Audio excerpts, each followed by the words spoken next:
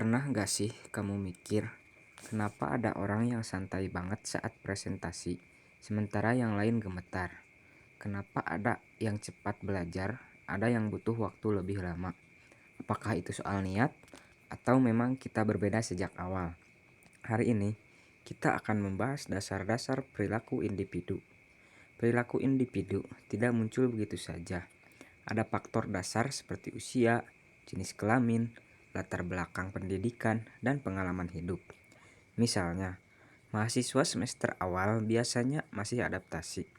Cara berpikirnya berbeda dengan mahasiswa tingkat akhir yang sudah sering menghadapi tekanan tugas dan presentasi.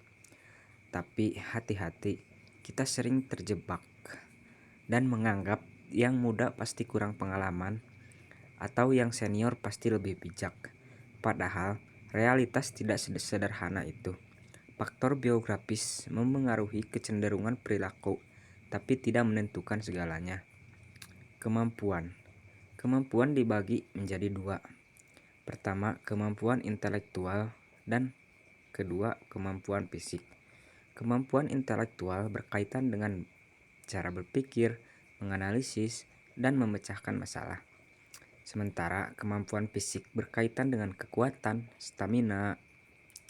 Misalnya, seseorang bisa sangat cerdas secara akademik, tapi kurang percaya diri saat berbicara di depan umum. Artinya, kemampuan itu spesifik, tidak selalu merata. Disinilah pentingnya mengenali diri sendiri, karena performa seringkali bukan soal malas atau rajin, tapi soal kecocokan antara kemampuan dan tuntutan tugas. Ini bagian paling menarik. Kepribadian adalah pola karakter yang relatif stabil. Ada orang yang ekstrovert, terbuka, dan spontan. Ada juga yang introvert, reflektif, dan berhati-hati. Tidak ada yang lebih baik, hanya berbeda. Lalu ada persepsi. Persepsi adalah cara kita menafsirkan realitas. Dua orang bisa mengalami kejadian yang sama. Yang satu merasa itu tantangan, yang satu lagi merasa itu ancaman. Faktanya, kita tidak bereaksi terhadap dunia apa adanya. Kita bereaksi terhadap versi dunia yang sudah difilter oleh pikiran kita. Dan disinilah sering terjadi konflik.